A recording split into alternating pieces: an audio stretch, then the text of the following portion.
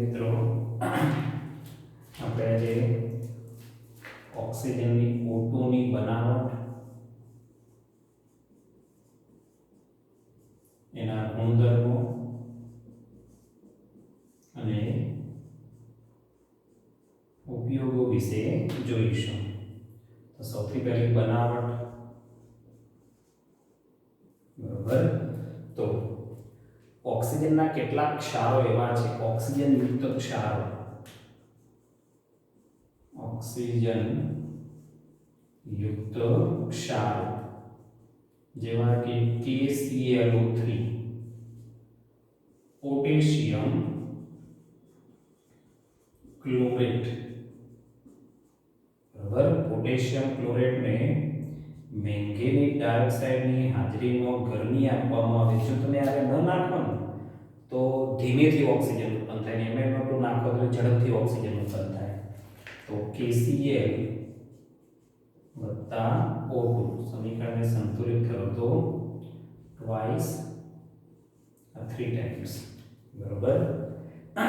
તો manganese dioxide ઉદ્દીપક તરીકે વર્તે છે. કયા તરીકે વર્તે છે? ઉદ્દીપક તરીકે વર્તે છે. તો આ પહેલી બનાવટ છે. બીજી બનાવટ, વિદ્યુત ધાતુના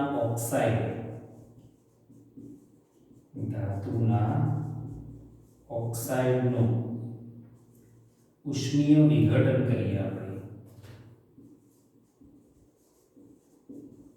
ઉષ્મીય વિઘટન તો પણ આપણે ઓક્સિજન બનાવી શકીએ છીએ. એક્ઝામ્પલ તરીકે Ag2O gives Ag સોલિડ વત્તા O2 ગેસ. સમીકરણને સંતુલિત કરીએ તો 4 ટાઈમ્સ વિઘટન થાય. બીજું છે twice Hg2 mercury oxide gives twice Hg solid વત્તા O2 ગેસ. સમીકરણને સંતુલિત કરો તો 4 ટાઈમ્સ. એ પ્રમાણે Pb3O4 Pb પ્લમ્બોપ્લમ્બિક એસિડ Pb3O4 આનું વિઘટન કરો તો PbO વત્તા O2 ગેસ. સમીકરણને સંતુલિત કરો તો 3 ટાઈમ્સ 3 દુ 6 4 દુ 8 6 2 8. એ જ પ્રમાણે PbO2 નું પણ વિઘટન થાય તો Pb સોલિડ PbO સોલિડ વત્તા O2 ગેસ ટ્વાઇસ. થઈ ગયા. તો બધા ધાતુના ઓક્સાઇડ છે. ધાતુના ઓક્સાઇડનું ઉષ્મીય વિઘટન કરો તો અંદરથી ઓક્સિજન વાયુ છૂટો પડે. કયો વાયુ છૂટો પડે? ઓક્સિજન વાયુ. આ જ પ્રમાણે પોટેશિયમ હાઇડ્રોજન પેરોક્સાઇડ,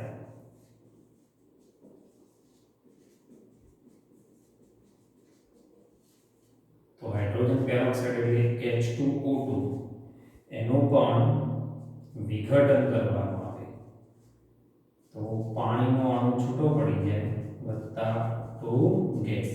સમીકરણને સંતુલિત કરો તો ટ્વાઇસ. તો મેંગેનીઝ હાઇડ્રોજન પેરોક્સાઇડ સૂક્ષ્મ ઉદ્દીપકોની હાજરીમાં, કોણ ભાઈ? હાઇડ્રોજન પેરોક્સાઇડ સૂક્ષ્મ ઉદ્દીપકોની હાજરીમાં એની અંદર MnO2 એટલે મેંગેનીઝ ડાયોક્સાઇડ ઉદ્દીપક તરીકે વર્તે છે. તો પણ આપણને ઓક્સિજન વાયુ મેળવી શકાય છે. આ સિવાય ઉદ્યોગોની અંદર તો હાલ આપણે ઓક્સિજનની ડિમાન્ડ બહુ છે. કોરોના વાયરસને કારણે જે ઉદ્યોગોની અંદર કોરોના વાયરસના કારણે હોસ્પિટલોની અંદર જે લિક્વિડ ઓક્સિજનની બહુ જરૂર પડે છે. તો એ કઈ રીતના બનાવવામાં આવે? તો ચોથી મેથડ છે પાણીનું વિદ્યુત વિભાજન. તો પાણીનું એનોડ ઉપર ઓક્સિડેશન થાય એટલે O2 ગેસ વત્તા ટ્વાઇસ H+ વત્તા ટ્વાઇસ ઇલેક્ટ્રોન. સમીકરણને સંતુલિત કરો તો 4 ટાઈમ્સ 4. તો આ એનોડ ઉપર પ્રક્રિયા થાય. તો એનોડ ઉપરથી આપણને ઓક્સિજન વાયુ મળે અને કેથોડ ઉપર પાણીનું રિડક્શન થાય એટલે twice H2O plus 4 electron gives H2 gas વત્તા ટ્વાઇસ OH માઇનસ, બરાબર. હાઇડ્રોજન 4 તો પાણીનું ઓક્સિડેશન થાય, પાણીનું રિડક્શન થાય. ઓક્સિડેશન થાય તો ઓક્સિજન વાયુ ઉત્પન્ન થાય, રિડક્શન થાય તો હાઇડ્રોજન વાયુ ઉત્પન્ન થાય. તો પાણીના વિદ્યુત વિભાજનથી પણ ઓક્સિજન મેળવી શકાય, બરાબર. તો 4 બનાવટો સૌથી પહેલા ક્લિયર કરી દો. ચલો બધા, ચલો બનાવટ ક્લિયર થઈ ગઈ. હવે એના કેટલાક ગુણધર્મો.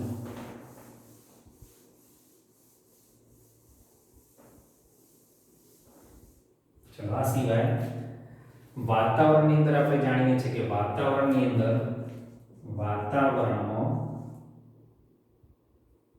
78%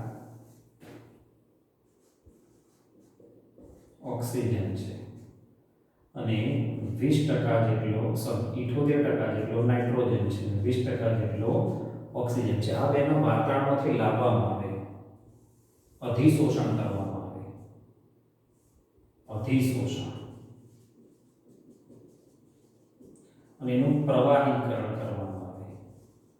હવે આપણે જાણીએ છીએ કે નાઇટ્રોજન જે છે એ 77 કેલ્વિન તાપમાને બાષ્પમાં રૂપાંતર પામે અને 90 કેલ્વિને. તો તેનો તાપમાનનો તફાવત જુદો જુદો છે. તેના તાપમાનના તફાવતના આધારે નિસ્યંદન પદ્ધતિથી અલગ કરી શકાય. તો એક બાજુના પાત્રમાં નાઇટ્રોજન લઈ દેવામાં આવે, નાઇટ્રોજન પેલા પાત્રમાં જતો રહેશે, આ પાત્રમાં પછી ઓક્સિજન રહેશે. તો એક આ મેથડથી અધિશોષણની મદદથી ભેગા કરવામાં આવે, પછી એનું પ્રવાહીકરણ કરવામાં આવે અને નિસ્યંદનની પદ્ધતિથી પૃથ્વી પાછળ બંનેને છૂટા પાડી શકાય. 77 કેલ્વિન છે, આજુબાજુ બરફ રાખવો પડે. મેં તમને નાઇટ્રોજનની બનાવટમાં શીખવાડી દીધું, બરાબર. એ જ અહીંનો ઉપયોગ કરવામાં આવે.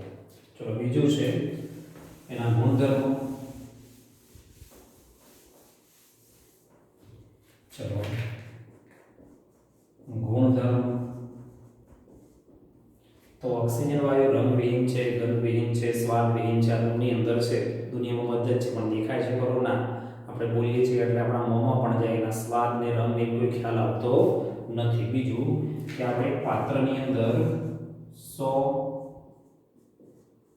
સેન્ટીમીટર ક્યુબ જેટલું પાણી લઈએ તો એની અંદર 3.08 સેન્ટીમીટર ક્યુબ ઓક્સિજન વાયુ દ્રાવ્ય થયેલો હોય.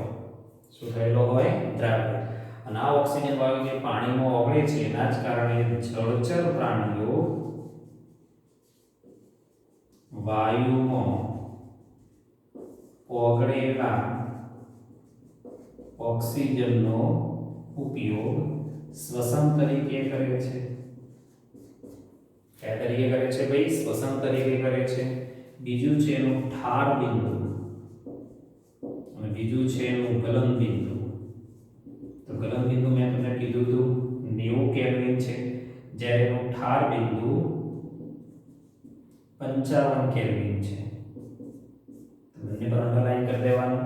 90 કેલ્વિન તાપમાને એનું ઉત્કલન બિંદુ 90 કેલ્વિન તાપમાને એનું પ્રવાહીકરણ થાય છે, મતલબ કે વાયુમાંથી પ્રવાહીમાં આવે અને જો એ કોણ થઈ જાય તો પાછો પ્રવાહીમાંથી વાયુ થઈ જાય એટલે ઉત્કલન બિંદુ આવી ગયું. કયા તાપમાને એ સંપૂર્ણ સોલિડ અવસ્થામાં આવી જાય તો 55 કેલ્વિન તાપમાને. બીજો કે આપણે ચિતારનો અભ્યાસ કરી ગયેલા છીએ, ચિતાર દોરતા હતા અને છેલ્લા મને ખ્યાલ છે કે સિગ્મા સ્ટાર ટુ px અને સિગ્મા સ્ટાર ટુ pn ની અંદર આવા બે અયુગ્મિત ઇલેક્ટ્રોન છે. આમ તો બેકી સંખ્યામાં ઇલેક્ટ્રોન છે. ઓક્સિજનની અંદર 8 ઇલેક્ટ્રોન હોય, બીજા ઓક્સિજનમાં પણ 8 ઇલેક્ટ્રોન હોય, તો 8 × 16. તો ઓક્સિજનમાં બેકી સંખ્યામાં ઇલેક્ટ્રોન હોવા છતાં તમને યાદ હશે કે ચિતારમાં આવા બે અયુગ્મિત ઇલેક્ટ્રોન આવતા હતા અને અયુગ્મિત ઇલેક્ટ્રોન આવે એટલે અનુચુંબકીય ગુણધર્મ ધરાવે છે. કયો ગુણધર્મ? અનુચુંબકીય. બીજું ઓક્સિજનના રાસાયણિક ગુણધર્મો જોઈએ. આ બધા એના ભૌતિક ગુણધર્મો છે. રાસાયણિક ગુણધર્મો જોઈએ તો ઓક્સિજન મોટે ભાગે બધી જ ધાતુઓ સાથે પ્રક્રિયા કરે. ઓક્સિજન મોટા ભાગની ધાતુઓ સાથે પ્રક્રિયા કરી તેના ઓક્સાઇડ બનાવે છે. અપવાદ નિષ્ક્રિય ધાતુ. અપવાદરૂપ કેટલી ઉમદા ધાતુ લઈએ છીએ. એક્ઝામ્પલ તરીકે પ્લેટિનમ અને ઓરેટ. પ્લેટિનમ અને ઓરેટ. બીજું કેટલાક નિષ્ક્રિય વાયુઓ સાથે પ્રક્રિયા કરતી નથી. પ્લેટિનમ અને ઓરેટ સાથે ઓક્સિજન પ્રક્રિયા ના કરે. બાકી જો Fe લઈએ તો Fe નો ઓક્સાઇડ, કોપર લઈએ તો કોપરનો ઓક્સાઇડ, ઝિંક લઈએ તો ઝિંકનો ઓક્સાઇડ, લેડ લઈએ તો લેડનો ઓક્સાઇડ. મેક્સિમમ બધી જ ધાતુઓ સાથે પ્રક્રિયા કરે, પણ ઓરેટ અને પ્લેટિનમ સાથે પ્રક્રિયા કરતો નથી. બરોબર? ચલો તેથી આગળ જોઈએ. બીજું કે મોટે ભાગે ઓક્સિજન વચ્ચે દ્વિબંધ આવેલા છે. આ દ્વિબંધને તોડવા માટે જે આપવામાં આવે કહેવામાં આવે એની બંધ એન્થાલ્પી. બંધ એન્થાલ્પી 493.4 કિલો જૂલ પ્રતિ મોલ છે. એનો મતલબ કે બંધ એન્થાલ્પીનું મૂલ્ય ઘણું વધારે છે. બીજું ધાતુ અધાતુ અને અન્ય સંયોજનો સાથે પ્રક્રિયા દર્શાવે છે. એક્ઝામ્પલ તરીકે કેલ્શિયમ સાથે ઓક્સિજનની પ્રક્રિયા થાય તો કેલ્શિયમ ઓક્સાઇડ, ફોસ્ફરસ સાથે ઓક્સિજનની પ્રક્રિયા થાય તો ફોસ્ફરસ નેકોક્સાઇડ, ઝિંક સલ્ફાઇડ આ સંયોજન કહેવાય. સંયોજન સાથે પ્રક્રિયા કરે તો ઝિંક ઓક્સાઇડ વત્તા SO2. SO2 વાયુ ઓક્સિજન સાથે પ્રક્રિયા કરે વેનેડિયમ પેન્ટોક્સાઇડ તો સલ્ફર ડાયોક્સાઇડમાંથી સલ્ફર ટ્રાયોક્સાઇડ. આનો ઉપયોગ આપણે સલ્ફ્યુરિક એસિડની બનાવટમાં કરીશું. સંપર્ક વિધિ તો સલ્ફર ડાયોક્સાઇડમાંથી સલ્ફર ટ્રાયોક્સાઇડ ની બનાવટ. બરાબર? એ જ પ્રમાણે 4 મોલ HCl સાથે ઓક્સિજન પ્રક્રિયા કરે તો ક્લોરીન વાયુ મેળવી શકાય વત્તા ટ્વાઇસ H2O. Cu Cl2 અંદર ઉદ્દીપક તરીકે વપરાય છે. તો ઓક્સિજન ધાતુઓ સાથે પણ પ્રક્રિયા કરે, અધાતુઓ સાથે પ્રક્રિયા કરે સંયોજનો. જ્યારે એને સંયોજન છે HCl સંયોજન છે એની સાથે પણ પ્રક્રિયા કરે છે. બરોબર? તો એના ઉપયોગો શું? તો આપણે જાણીએ છીએ કે હાલ કોરોના મહામારીની અંદર હોસ્પિટલોની અંદર ઓક્સિજનની ડિમાન્ડ ઘણી બધી છે. આ સિવાય ઓક્સી એસિટિલિન જૂથની અંદર, વેલ્ડિંગની અંદર ઘણા બધા એના ઉપયોગો છે. ઉપયોગો તમે જાતે લખી શકો છો. બરાબર? રોકેટની બળતણની અંદર પણ ઓક્સિજનનો ઉપયોગ કરવામાં આવી શકે. ચલો ફટાફટ સમીકરણ ઉપયોગો ને બધું ટીક કરી દો. પછી આપણે આગળ વધીએ. સાદા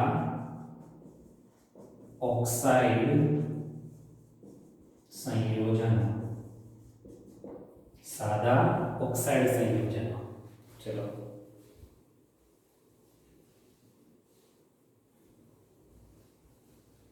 તો સૌથી પહેલા ઓક્સાઇડ સંયોજનો 3 પ્રકારમાં આપણે વર્ગીકૃત કરી શકીએ. 4 પ્રકારમાં.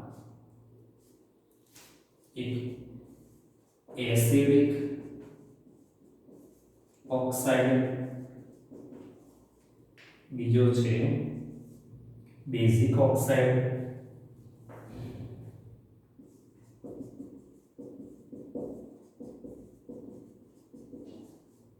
ત્રીજો છે ઉભય ગુણધર્મી ઓક્સાઇડ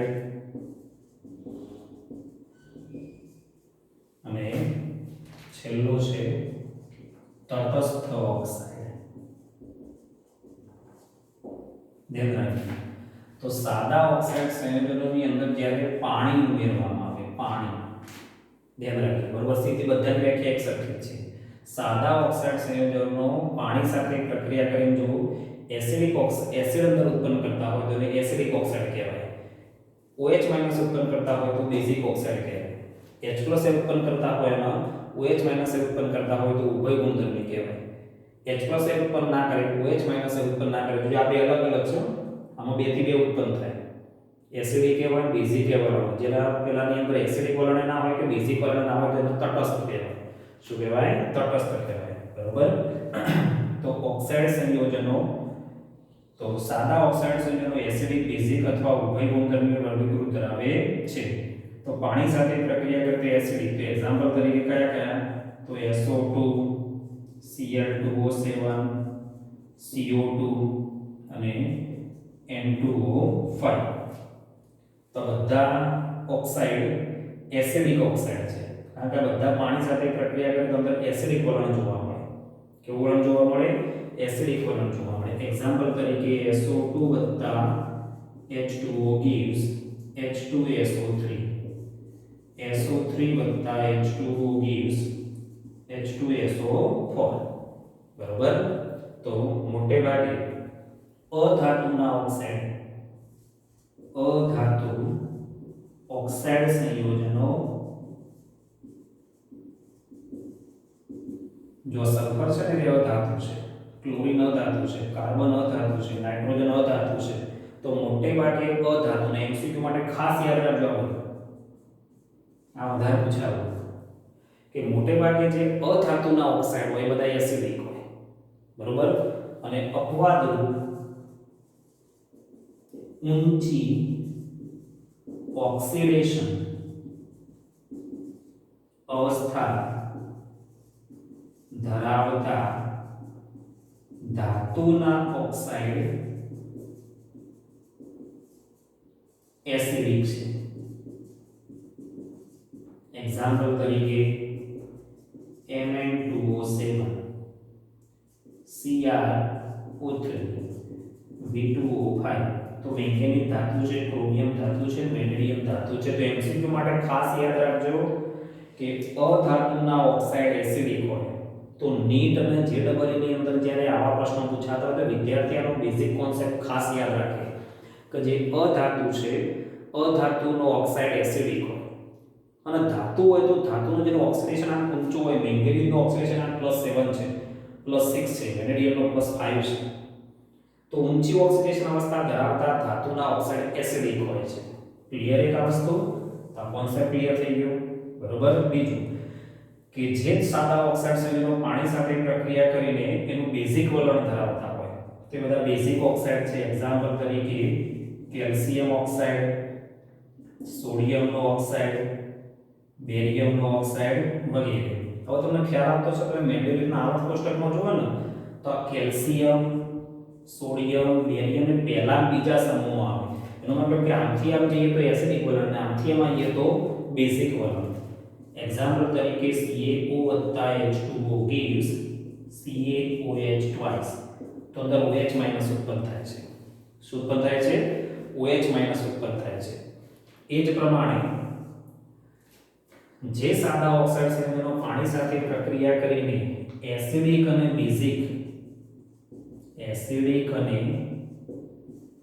બેઝિક બરોબર બંને ઓક્સાઇડ સંયોજનો બનાવતા હોય તો એને આપણે ઉભય ગુણધર્મી તરીકે ઓળખીશું. બંને જોવા મળતા હોય તો જે સાદા ઓક્સાઇડ સંયોજનો પાણી સાથે પ્રક્રિયા કરી એસિડિક વલણ ધરાવે તો એસિડિક ઓક્સાઇડ, બેઝિક વલણ દર્શાવે તો બેઝિક ઓક્સાઇડ. એસિડિક દર્શાવવા અને બેઝિક બંને ઓક્સાઇડ લાક્ષણિકતાઓ દર્શાવતા હોય તો એનો ઉભય ગુણધર્મી કહેવામાં આવે. એક્ઝામ્પલ તરીકે એલ્યુમિનિયમનો ઓક્સાઇડ. તો એલ્યુમિનિયમનો ઓક્સાઇડ એસિડ સાથે પણ પ્રક્રિયા કરે અને બેઝ સાથે પણ પ્રક્રિયા કરે વત્તા H2O. સમીકરણ બેલેન્સ કરી શકવાનું છે. અહીંયા Al H2O 6 times raised to +3 વત્તા 6Cl minus અને અહીંયા આવશે twice Na2 AlOH 4 times AlOH 6 times 21. એનો મતલબ કે આ બંને પ્રકારના સંકીર્ણ સંયોજનો બની જાય. તો આ બંને સમીકરણો યાદ રાખવાના છે. એમસીક્યુ માટે નહીં પણ પ્રશ્ન 2 ગુણનો. પરીક્ષામાં પ્રશ્ન પૂછે કે એલ્યુમિનિયમ ઉભય ગુણધર્મીના હોવાના સમીકરણો લખો. તો એલ્યુમિનિયમ HCl સાથે પ્રક્રિયા કરે એટલે એસિડિક અને એલ્યુમિનિયમ બેઝ સાથે પ્રક્રિયા કરે તો બેઝિક. સમીકરણ બેલેન્સ કરવાનું ધ્યાન રાખજો. અહીંયા 6 HCl છે તો અહીંયા 6, અહીંયા 9 તો અહીંયા 3, બરોબર, અહીંયા ટ્વાઇસ તો અહીંયા ટ્વાઇસ છે, બરોબર, બેલેન્સ તો થઈ જશે સરળ રીતથી છે. હવે જેની અંદર એસિડિક વલણ જોવા ના મળે અને બેઝિક વલણ પણ જોવા ના મળે, તો જે ઓક્સાઇડ છે એનો એસિડિક હોતા નથી કે બેઝિક હોતા નથી, એસિડિક કે બેઝિક લાક્ષણિકતા જોવા ન મળે તો એને બધા કહેવામાં આવે તટસ્થ ઓક્સાઇડ. એક્ઝામ્પલ તરીકે CO, NO, બરાબર, N2O, આ બધા તટસ્થ ઓક્સાઇડ છે. તો બધા તમને ક્લિયર થઈ ગયા આ રીતના? તો આ રીતના તૈયાર કરવાનો છે આ પ્રશ્ન. સાદા ઓક્સાઇડ પાણી સાથે પ્રક્રિયા કરીને એસિડિક વલણ ધરાવે તો એસિડિક, બેઝિક લાક્ષણિકતા દર્શાવે તો બેઝિક, એસિડિક એ દર્શાવે બેઝિક એ દર્શાવે તો ઉભય ગુણધર્મી એલ્યુમિનિયમ ઓક્સાઇડ, અને એસિડિક કે બેઝિકમાંથી એક આ લાક્ષણિકતા ન ધરાવે તો તટસ્થ. ચલો લખી દો આ રીતના. સૌથી પહેલા તમે ઉદાહરણો યાદ રાખજો. એક વખત MCQ પ્રશ્ન પણ પૂછાય કે નીચેનામાંથી કોણ ઉભય ગુણધર્મી ઓક્સાઇડ છે? જવાબ આવે Al2O3. MCQ પણ પૂછી શકે ને, પ્રશ્ન પૂછી શકાય આની અંદર. ચલો જોઈ લો પહેલા.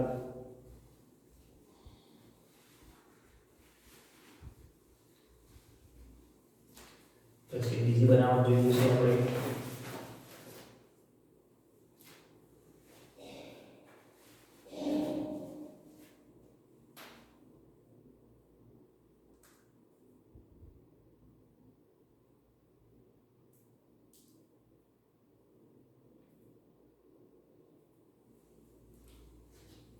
હવે ઓઝોન સંયોજન.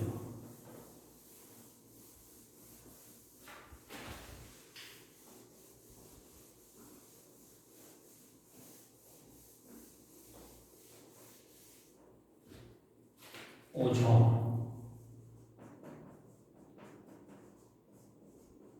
ઓઝોન એટલે O3. તો એની સિમ્પલ કેટલીક માહિતી છે શરૂઆતમાં કે ઓઝોન એ ઓક્સિજનનું એક અપર સ્વરૂપ છે. ઓઝોન એ ઓક્સિજનનું જ એક અપર રૂપ છે, ખૂબ જ પ્રતિક્રિયાત્મક છે. હવે આપણે જાણીએ છીએ કે જે આપણો સમુદ્ર છે, સમુદ્રથી 20 કિલોમીટરની ઊંચાઈ પર, 20 કિલોમીટરની ઊંચાઈ પર ઓઝોનની એક આખું પડ આવેલું છે, પડ, બરોબર, જે લાંબો સમય સુધી ટકી શકતું નથી. લાંબો સમય ટકી શકતું નથી, ધ્યાન રાખજો. તો ઓઝોનની આ કેટલીક લાક્ષણિકતાઓ છે કે જે આપણે જાણીએ છીએ કે આ સૂર્ય છે, સૂર્યમાંથી આવતા અલ્ટ્રાવાયોલેટ કિરણો, પારજાંબલી કિરણો, જો આ ઓઝોનનું પડ ના હોય તો સીધા પૃથ્વી ઉપર આવે તો પૃથ્વીનું તાપમાન ખૂબ વધી જાય. તો અલ્ટ્રાવાયોલેટ કિરણો સામે રક્ષણ આપે છે. આની પ્રાથમિક માહિતીઓ છે બધી, બરોબર. તો પૃથ્વી ટકી રહે છે એનું કારણ છે ઓઝોન, બરોબર. જો ઓઝોન વાયુનું પડ ના હોત તો પૃથ્વીનું તાપમાન ઘણું ઊંચું તો માનવ જીવન શક્ય બન્યું હોત નહીં, બરોબર. તો ઓક્સિજનનું જ ઓઝોનમાં રૂપાંતર થઈ જાય, ઓક્સિજનનું શેમાં રૂપાંતર થઈ જાય? ઓઝોનમાં. અહીંયા delta H plus 128 kilo joule પ્રતિ મોલ, એનો મતલબ કે ઉષ્મા શોષક પ્રક્રિયા છે. ઓક્સિજનનું ઓઝોનમાં રૂપાંતર થવું જો O2 માંથી O3, O2 માંથી O3 માં રૂપાંતર થવાની પ્રક્રિયા ઉષ્મા શોષક છે, બરોબર. બીજું કે મારે ઓક્સિજનમાંથી O3 બનાવવા તો શું કરવું પડે? તો આપણે પાઇપલાઇનની અંદર ધ્વનિ રહિત વિદ્યુત વિભાર નળીમાંથી આમાંથી ઓક્સિજન વાયુ પસાર કરવામાં આવે આમ થઈ. તો તો આ બાજુ આપણને ઓઝોન વાયુ મળે, પણ અહીંયા અંદર અવાજ ઉત્પન્ન ના થવો જોઈએ. ખાસ ધ્યાન રાખવાનું, ધ્વનિ રહિત જોઈએ. વતનો પ્રશ્ન થાય સાહેબ આપણે વિદ્યુત એક જગ્યાએથી બીજી જગ્યાએ જાય તો અંદર અવાજ ઉત્પન્ન થાય કે ના થાય, પણ એ તમને સંભળાતું ના હોય. કેટલીક વખતે કોઈ હેવી લાઈન જતી હોય ને, હેવી લાઈન, તો તેના નીચે ઉભા રહે તમને ચલો જેવો અવાજ આવતો જશે, બરોબર. તો એનો મતલબ કે અંદર અવાજ ઉત્પન્ન થાય છે. પણ આપણા ઘરોમાં કેમ ઉત્પન્ન ના થાય, એના વોલ્ટેજ બહુ ઓછા હોય એટલે, પણ અંદર અવાજ ઉત્પન્ન થાય, પણ એવો અવાજ ઉત્પન્ન ના થવો જોઈએ. તો ધ્વનિ રહિત ઓક્સિજન વાયુને વિદ્યુત વિભાર નળીમાંથી પસાર કરો તો ઓઝોન વાયુ બનાવી શકાય છે. અને અહીંયા જો ઓઝોન વાયુની સાંદ્રતા 10% થી વધુ જરૂરી હોય તો તેને ઓઝોનો નિત્રો બેટરીમાં એનો ઉપયોગ કરી શકાય. ઓઝોનની એ તો જરૂર નથી, ખાસ ધ્યાન રાખો. એનો મતલબ કે જો અંદર ધ્વનિ ઉત્પન્ન થશે ફરી પાછું આનું વિઘટન થઈ જશે, બરોબર. ધ્વનિ ઉત્પન્ન થશે ફરી પાછું શું થઈ જશે, વિઘટન. બીજું કે શુદ્ધ ઓઝોન નું ઉત્કલન બિંદુ 101.1 કેલ્વિન છે અને પ્રવાહી ઓક્સિજન ધરાવતા પાત્રમાં સંગ્રહિત કરી શકાય છે. એનો કેવો સંગ્રહિત કરી શકાય, પ્રવાહી ઓક્સિજન હોય એની અંદર એને સંગ્રહિત કરી શકાય. ચલો પહેલા તેની બનાવટને અંદરથી આટલી માહિતી લખી રાખો. ધ્વનિ રહિત હોવું જોઈએ, ખાસ ધ્યાન રાખજો. વિઘટનને રોકવા ધ્વનિહીન વિદ્યુત વિભારનો ઉપયોગ કરવામાં આવે છે. ધ્વનિહીન એટલે ધ્વનિ રહિત, એટલે ધ્વનિ ઉત્પન્ન થવો જોઈએ નહીં. વિદ્યુત પસાર કરતો ને એમાં ઓક્સિજન વાયુ છોડવામાં આવે, બરાબર. ચલો હવે એના કેટલાક ગુણધર્મો જોઈએ. તો ગુણધર્મો પર ટીક જ કરવાનું છે. ચલો સૌથી પહેલા શુદ્ધ ઓઝોન વાયુ સ્વરૂપે હોય, પ્રવાહી સ્વરૂપે હોય અને ઘન સ્વરૂપે હોય. વાયુ સ્વરૂપે હોય તો આછો વાદળી રંગ હોય, પ્રવાહી સ્વરૂપે હોય તો ઘેરો વાદળી રંગ હોય, અને ઘન સ્વરૂપે હોય તો જાંબલી કાળો રંગ જોવા મળે, બરાબર. બીજું કે એની લાક્ષણિક વાસ ધરાવે છે.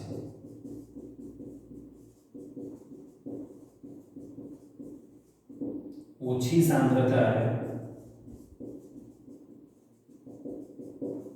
હાનિકારક નથી, બરાબર. પણ જો એની સાંદ્રતા 100 ભાગ એટલે કે 100 ppm પાર્ટ્સ પર મિલિયન થી સાંદ્રતા વધે તો નુકસાનકારક છે. શું થાય, માથાનો દુખાવો, ઉબકા, આ બધીની અંદર જોવા મળે. હવે જો મારે ઓઝોન વાયુ બનાવવો હોય તો આપણે જાણીએ છીએ કે ડેલ્ટા S નું મૂલ્ય ધન હોવું જોઈએ, ડેલ્ટા H નું મૂલ્ય ઋણ હોવું જોઈએ અને ડેલ્ટા G નું મૂલ્ય ઋણ હોવું જોઈએ. તો આ સિમ્પલ વસ્તુ છે, એટલે પેરેગ્રાફમાં લખવાની જરૂર નથી. ડેલ્ટા S ધન હોય, એન્થાલ્પી ફેરફાર, કયો ફેરફાર, એન્થાલ્પી ફેરફાર ઋણ હોવો જોઈએ, અને ડેલ્ટા G ઋણ હોય તો જ ઓક્સિજનમાં પરિવર્તન માટે વધુ ગીતની ઉર્જામાં ફેરફાર પરિણમે છે, પણ એની કોઈ ખાસ જરૂર નથી. બીજું કે ઓઝોન વાયુની અંદર એક આ વસ્તુ ખાસ ધ્યાન રાખજો કે ઓઝોન વાયુ જ્યારે અલ્ટ્રાવાયોલેટ કિરણો ત્યારે એમાંથી ઓક્સિજન અને એક ઓક્સિજન છૂટો પડે, આ ઓક્સિજન પાસે ઇલેક્ટ્રોન હોય તેને કહેવામાં આવે છે નવજાત ઓક્સિજન. અને આ જ નવજાત ઓક્સિજન ફરી પાછું ઓક્સિજન સાથે જોડાઈને O3 બનાવે. તો O3 માંથી O2 ને O2 માંથી O3, આ બંને પ્રક્રિયાઓ સતત અંદર ચાલે જ જતી હોય. ઓક્સિજનમાં પરિવર્તન, ઓક્સિજનમાંથી ઓઝોનમાં પરિવર્તન, પણ એ દરમિયાન આવો નવજાત ઓક્સિજન બને છે. કયો ઓક્સિજન, નવજાત ઓક્સિજન બને છે. બીજું, ઓઝોન ઊંચી સાંદ્રતાએ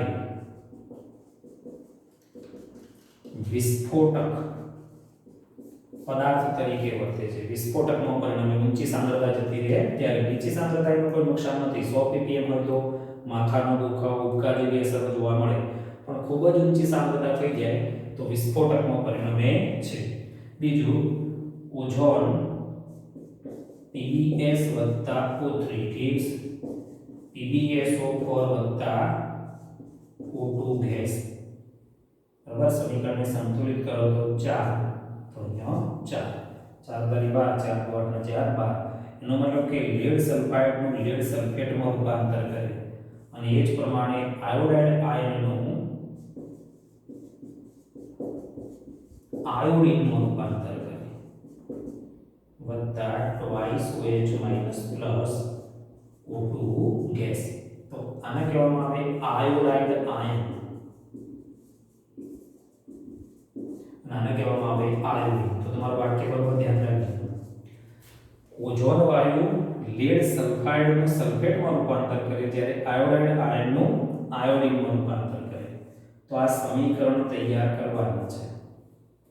બરોબર, બીજું તૈયાર નહીં કરો ચાલશે, મારે સમીકરણ તૈયાર કરજો કે ઓઝોનની લેડ સલ્ફેટ અને આયોડાઇડ આયન સાથેની પ્રક્રિયાના સમીકરણો લખો. તો આ બે સમીકરણ તમારે લખવાના થાય. ઓઝોન બોરેટ બફર, બીજું યાદ રાખજો ઓઝોન બોરેટ બફર. બફર દ્રાવણ વિશે તમે જાણો છો તો કે જેની pH ના બદલાતી હોય તે 9.2. તો આની અંદર જો હું K લગાવી દઉં આગળ K, તો આ પોટેશિયમ આયોડાઇડ થઈ ગયો, તો અહીંયા K લાગી જાય તો કેવો એ થઈ ગયો. તો પોટેશિયમ આયોડાઇડનું આયોડિનમાં રૂપાંતર કરે છે. તમારા બુકનું વાક્ય આ જ કહેવા માંગે છે, ધ્યાન રાખજો.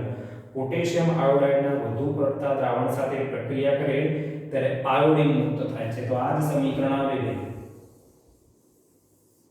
I માઈનસ કરી દીધું, OH માઈનસ આગળ K લગાવી દઈએ તો પોટેશિયમ આયોડાઇડ ઓઝોનની વધુ સાંદ્રતાનું આયોડિનમાં રૂપાંતર કરી દે. શું રૂપાંતર કરી દે? આયોડિનમાં રૂપાંતર કરી દે છે. બરોબર. તો બીજું કે ઓઝોન, હવે આપણે જાણીએ છીએ કે જે સુપરસોનિક વિમાનો ઉડે છે એ સુપરસોનિક વિમાનોના ધુમાડાની અંદર નાઇટ્રિક ઓક્સાઇડ હોય છે. એટલે ઓઝોન સાથે પ્રક્રિયા કરીને અંદર NO2 વત્તા O2, એનો મતલબ કે O3 માંથી O2 માં રૂપાંતર થઈને તેનો કહીએ છીએ આપણે ઓઝોન વાયુની અંદર ગાબડો પડવો. તો આ વાયુ આપણને ક્યાં જોવા મળે છે? તો જે સુપરસોનિક વિમાનો ઉડતા હોય એ સુપરસોનિક વિમાનોની અંદર એના ધુમાડાની અંદર અને નોઝલની અંદર નાઇટ્રિક ઓક્સાઇડ હોય છે. શું હોય છે ભાઈ? Nitric oxide. બરોબર, એની સાથે ત્વરિત પ્રક્રિયા કરે. બીજું પણ એક છે કે આપણે ક્લોરોફ્લોરોકાર્બન વિશે જાણીએ છીએ અને એની અંદર ક્લોરીન મુક્ત મૂલક સ્વરૂપે હોય અને રે ઓઝોન સાથે પ્રક્રિયા કરીને OCl વત્તા O2 તો O3 માંથી O2 માં રૂપાંતર કરે જેને પણ કહીએ છીએ આપણે ગાબડો પડે છે. અને એના જ કારણે ક્લોરોફ્લોરોકાર્બનમાં ક્લોરીન મુક્ત મૂલક હોય. નવજાત ક્લોરીન કહીએ છીએ એટલે ઉપર એક ઇલેક્ટ્રોન મુક્ત હોય. એ ઓક્સિજન સાથે પ્રક્રિયા કરે. કેમ? તો આપણે જાણીએ છીએ O3 O2 વત્તા ઇલેક્ટ્રોન આવો ક્લોરીન મુક્ત મૂલક આવે અને આની સાથે જોડી જાય તો બની જાય OCl. બની જાય OCl. એના કારણે ઓઝોન વાયુની અંદર ગાબડો પડે છે. તો ક્લોરોફ્લોરોકાર્બન ઉપર એના કારણે પ્રતિબંધ મૂકવામાં આવે છે. શું મૂકવામાં આવે છે? પ્રતિબંધ. બીજું એનું બંધારણ આપણે ભણીને આવ્યા છીએ તો ઓક્સિજન ડબલ બોન્ડ હવે આ દ્વિબંધ અંદર ફરતો એટલે અંદર સંસ્પંદન થાય. એના કારણે એક ત્રીજું બંધારણ થાય ઓક્સિજન. એની બંધ લંબાઈ હોય છે 128 પિકોમીટર અને આ જે ખૂણો છે 117 ડિગ્રીનો જોવા મળે. કેટલો જોવા મળે? 117 ડિગ્રીનો જોવા મળે. ઓક્સિજનના ઓઝોનના ઉપયોગો કઈ જગ્યાએ થાય? તો ઓઝોન મોટે ભાગે પાણીને અંદર બેક્ટેરિયા મારવા માટે કે જીવ રહિત કરવા માટેનો ઉપયોગ જોવા મળે છે મેક્સિમમ. તો પાણીને વિષાણુ રહિત કરવા માટે તેલ, હાથી દોત, લોટ સાથે રંજક દ્રવ્ય તરીકે પણ ઉપયોગ થાય છે. અને પોટેશિયમ પરમેંગનેટના ઉત્પાદનમાં ઓક્સિડેશન કરતા તરીકે કોના ઉત્પાદનમાં? KMnO4 એટલે પોટેશિયમ પરમેંગનેટ ના ઉત્પાદનમાં ઓક્સિડેશન કરતા તરીકે ઉપયોગી છે. ઉપયોગો તો સરળતાથી યાદ રહી ગયો એવા છે. તો આટલી માહિતી એની અંદર આવશે. ઓક્સિજનની બનાવટ, સાદા ઓક્સાઇડ સંયોજનો અને ઓછો બરોબર, ચલો અહીંયા સુધી રાખીએ છીએ.